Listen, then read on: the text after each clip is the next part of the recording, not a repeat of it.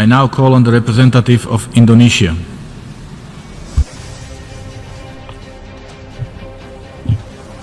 Mr. President, the delegation of Indonesia is compelled to exercise our right of reply to respond to the statements made by Vanuatu and Solomon Islands, echoed by Tuvalu and St. Vincent and the Grenadines concerning Papua and West Papua. Mr. President, it is one time too many that hoax and false allegations are circulated by individuals that are economically motivated by separatist agenda of Papua and their supporters. Time and time again, the same fabricated and false accusations are thrown at us. These countries are sadly blindfolded. They fail to understand, or more precisely, refuse to understand. The provinces of Papua and West Papua have undergone massive development and progress. During the past 3 years, 4,325 kilometers roads were built, 30 new seaports, 7 new airports, 2.8 million Papuans have free basic health care. 360,000 Papuan students have free education, with the economy growing at 9.21%. All make Papua and West Papua provinces the fastest growing regions in Indonesia. Mr. President, Papua and West Papua provinces are an integral and sovereign part of Indonesia. They will always remain an integral part of Indonesia.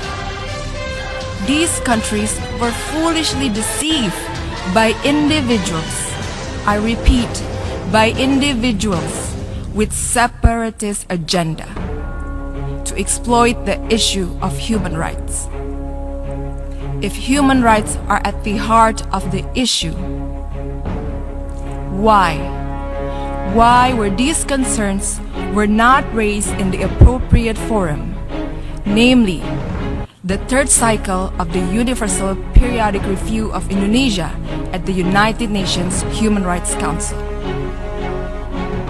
If Indonesia has anything to hide on human rights issue in this day and age of open technology, by now everybody will know if such accusations even exist.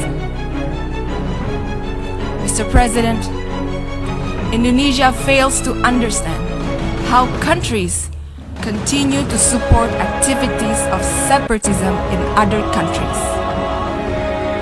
Or is this a way to hide from one's own domestic problems? Are these countries' human rights track record perfect? Obviously, their motivation in this august body is to dismember the territorial integrity of a sovereign and independent nation. Such actions are illegal, must not be condoned, and violates the fundamental principles enshrined in the United Nations Charter. We cannot let this happen. We cannot let this continue on. Indonesia categorically rejects all accusations made by these countries and the individuals with separatist agenda operating behind them. Mr. President, I would like to conclude by quoting an old proverb in Indonesia that says, "Menepuk air di dulang, terpercik muka sendiri." Or loosely translated to, if you slap the water in a bucket, then be careful that the water will splash all over your own face. I thank you, Mr. President.